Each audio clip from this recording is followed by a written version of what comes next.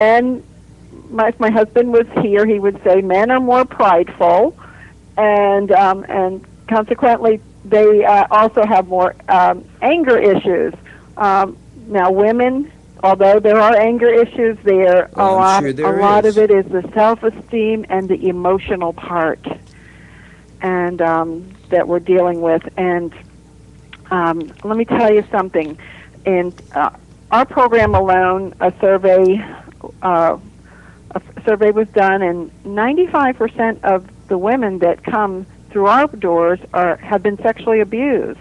That's a big issue. And Wow. 55% of the men that come through the doors have been sexually abused. Now, that's something I didn't know. I knew Yep. there's, wow. I mean, Mhm. we could go back to you. I guess you heard on the TV about that one girl that was abducted, and she lived in a prison in the backyard of that one sex offender. And I just, every time I think about that, I just shake Yes. my head and just want to know where in the world is our society going to. Yes, that was amazing. I couldn't Yeah, it believe that was. story. Oh But man. and I think, my goodness, her and her children have so much to deal with now. They're I don't know when healing is gonna break through for them, because they're going to need a major amount of counseling. But Well, not only that, I hear that they don't even have no schooling. right? None of them, Yes. especially the lady. She has no schooling, and what is she, 29, 30 years old now, or something like that? That's amazing. I just, but so in other words, there's a completely different way to help out a woman than there is a man. Uh, but you do focus on the Christ-like focus. I mean, you focus on Christ-like in both the man and woman, right? Absolutely. What we do is train in biblical principles on how to break the cycle of addiction, using the Bible as a handbook, and teaching everyday practical information that people can apply in their life, so that they can break that cycle and have a renewed mind, get some new thinking going on, get rid of the what we call stinking thinking, Right. and get some renewed Christ-centered thinking and principles in there, so that people can learn to change, learn that they can change.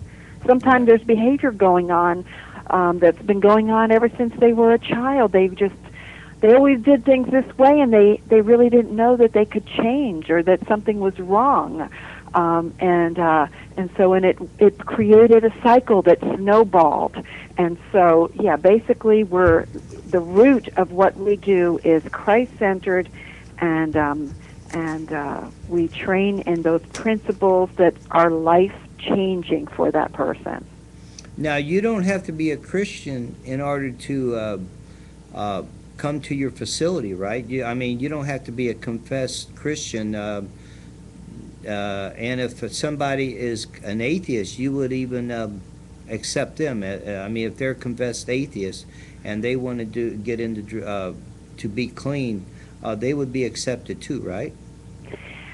Yes, as long as they know that this is a Christian program, and really, if they eventually would not get on board with what this recovery program provides, then it may not be the place for them. We do work with a specific a circle of people that really want help, and the help that we give is help that comes uh, through God. And Right. so that's the basis. So even though they may come in thinking, I don't want this God stuff, eventually they're going to say, wow, this, I really do want this God stuff, Right. and they'll start to change, or they'll say, you know what, this is not for me, and I'm out of here. Right. And so there's that fine line, because we want to help all people, but in reality, is every program can't help everybody, and so we are basically for the people that ultimately want God as their helper. Right.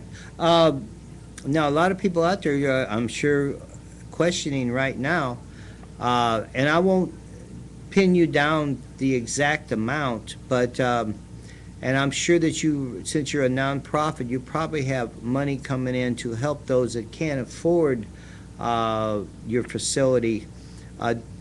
On the average, what is the price for, in case, mom or dad out there is having challenge with their child and they know that there is a problem with them? What is the kind of like the estimate price that for your facility? The cost for a person to get help at our facility would cost about $2,000 a month. Right. And so that would be a cost factor, which is very, very minimum when you compare it to many other drug programs. This is and true. this is a 12 to 18-month program. Right. Yeah. Well, listen, what we're going to do is we're going to take about, just let you know, Johnny, we're going to take about a 3-4 minute break. And coming back, what we're going to do is we're going to talk to Corinne,